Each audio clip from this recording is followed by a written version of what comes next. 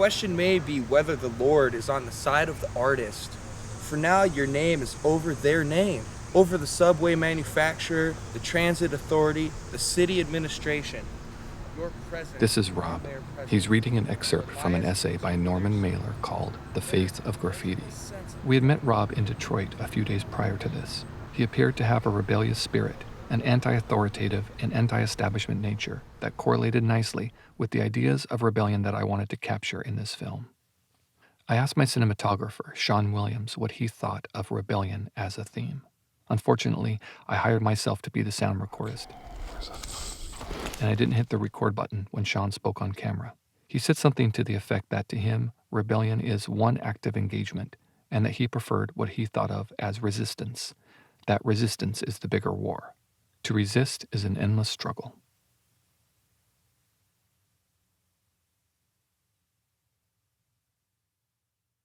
It's multifaceted. What I do is... This gentle-looking man is Doug Baker, who must not be as entirely gentle as he looks because, on behalf of the Detroit Prosecutor's Office, he is prosecuting the famous street artist Shepard Fairey. For many years, nobody cared about these offenses. Nobody cared about defacing property. The case is part of Detroit's attempt to clean up vandalism and blight as the city recovers from bankruptcy and begins to redesign and rediscover its identity. Shepard Fairey had come to Detroit to create his biggest mural to date, and while here he also allegedly decided to do some illegal tagging. The felony charges were for the malicious destruction of property, with damages totaling $30,000. It's the cost of the cleanup, it's injurious to the property. So if the amount is over $1,000, it's a felony.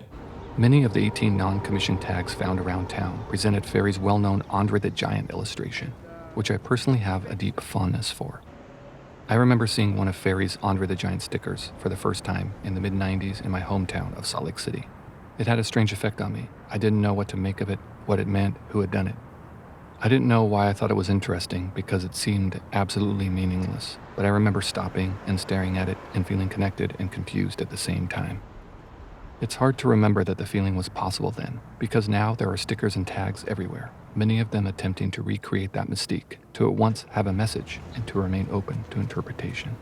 In fact, there is so much graffiti and street art in Detroit, it's uncertain where the lines are going to be drawn between vandalism and art, as the government attempts to crack down on what they consider blight. We don't go out and judge whether we like it or not and it's graffiti or not. It all turns on whether there was a consent of the property owner or not.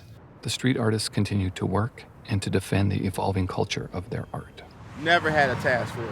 Never had a task force. No one to police this art form. We've always had our own type of environment and own type of means and areas where we painted at and the art form was respected. They just see, some colorful shit on the walls. It's some, rebellious kids doing it. They file for bankruptcy, trying to get businesses going. They're trying to get people in here. It's like cleaning up your room. Like, you want to bring guests over, you want to have a nice, clean room. And you start to look around and saying, all right, who's making all the mess? Where are we gonna start? The consensus seemed to be that the government officials weren't educated about street art, that they only saw blight and didn't recognize what part of graffiti is art, what part of it actually uplifts the city, and that the best solution would be communication between the officials and the street artists to find that sort of understanding. While thinking about what seemed like excessive felony charges against Shepard Fairey, someone who obviously is an artist and not bent on destructive vandalism, I read and reread Fairey's manifesto, written in 1990 for his Obey campaign. The manifesto reinforces those initial feelings I had had when I saw my first giant sticker. Part of the manifesto says, because people are not used to seeing advertisements or propaganda for which the product or motive is not obvious, frequent and novel encounters with the sticker provoke thought and possible frustration, nevertheless revitalizing the viewer's perception and attention to detail. The sticker has no meaning, but exists only to cause people to react, to contemplate and search for meaning in the sticker. Because Obey has no actual meaning, the various reactions and interpretations of those who view it reflect their personality and the nature of their sensibilities. Fairey also states in the manifesto that the giant sticker seems mostly to be embraced by those who are, or at least want to seem to be, rebellious. I've always regarded street and graffiti artists as rebels, and I wondered if we could find any other forms of rebellion or resistance in Detroit while we were there. As it turns out, that same week, an organization called the Satanic Temple planned to unveil a 9-foot bronze statue of Baphomet, a goat-headed satanic figure. The temple claimed to have 200 registered members in Detroit, and the event was causing protests from church leaders all around the city. One of the main organizers of the protests was Pastor David Bullock, who told us that the Satanists weren't advocating freedom of religion, which is what they claimed they were doing. Instead, they were attempting to get rid of religion altogether. The Satanic Temple, at least in Detroit, is a part of a larger conversation of Detroit post-bankruptcy. What is Detroit going to be? We're not the Motor City anymore. We don't want to be the murder capital. It's not Motown anymore. What is Detroit going to become? Is this a part of the new Detroit? And I think folks are saying, well, whatever the new Detroit's going to become, we don't want this to be like part of the face and brand of the new Detroit. I haven't spent much time in my life thinking about Satanists, but when I have, the picture in my mind has usually been depressed and/or angst-filled Gothics who hate sunlight and light candles and chant Satan-filled mantras. But these Satanists actually seemed interesting. They built the statue with the purpose of placing it next to a Christian statue of the 10 Commandments on a government property in order to explicitly challenge the idea that if this country accepts one religion, it must accept many. Their website states, Satan is symbolic of the eternal rebel in opposition to arbitrary authority, forever defending personal sovereignty, even in the face of insurmountable odds. Satan is an icon for the unbowed will of the unsilenced inquirer, the heretic who questions sacred laws and rejects all tyrannical impositions. Jex Blackmore, the spokesperson for the Satanic Temple's Detroit branch, told us that there seemed to be a battle for the soul of Detroit, that dissonant voices and dissonant opinions in the city threaten good morals and good ethics. By challenging these norms, by challenging our government to stay good and stay true to their word in protecting and allowing their citizens to have free expression or free expression of religion, is something we have to have, and it's crucial. It's crucial for our existence, and it's crucial for our well-being as a community. I found the words and ideas behind these Satanists so appealing that for a moment I even thought I might want to join the Satanic Temple, until I thought hard about it and decided it wasn't entirely the best avenue for me to take in my life. But I will admit that I started to see similarities between the way the Satanic Temple presented their ideas of Satan and the objectives put forth in Shepard Fairey's manifesto. Like the elusive Andre the Giant symbol, these Satanists' Satan was meant to confuse and provoke, to challenge those who presuppose what Satan is.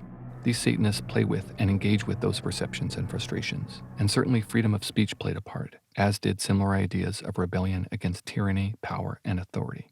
I could easily see the Satanic Temple as a group of performance artists, and perhaps that's what they truly are.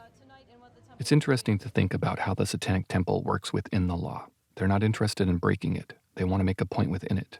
Whereas because street art has always ridden the lines of legality, Shepard Fairey is willing to break the rules. It's how the art was born on the streets.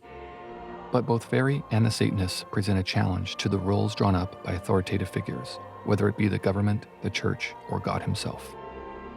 But you're the sound guy, you're the camera guy.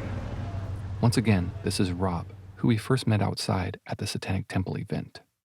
Rob thinks a lot about authority and about rules. At the time we met him, he was on acid. Fuck the judge! Fuck the judge! A few days later, we went to his house to find out more about him. He said he had done 2.5 years in prison. It seems like he's happy to be free and making a life for himself. He dislikes rules and doesn't trust authority. Where's your authority in the middle of the fucking wilderness? Who has authority now? Growing up in the desert of Arizona, he feels like he has a different handle on life than those who are raised in his city. Living out in the fucking desert, there's no fucking rules but survival. Survival's the only rule. If you take those rules living in the country and you apply them to the city, they're different. There's no one there to tell you what the fucking rules are. Your rules are survival. You just don't want to die. You don't want to be bit by a fucking rattlesnake or a Gila monster. It was extremely poisonous. Gila monsters don't have assholes. So all their poison goes into their venom. They don't shit. It gets recycled through an organ we don't have. I feel so lucky because other people haven't been given that chance of free life. Free life. Where there's nothing to rule you but nature.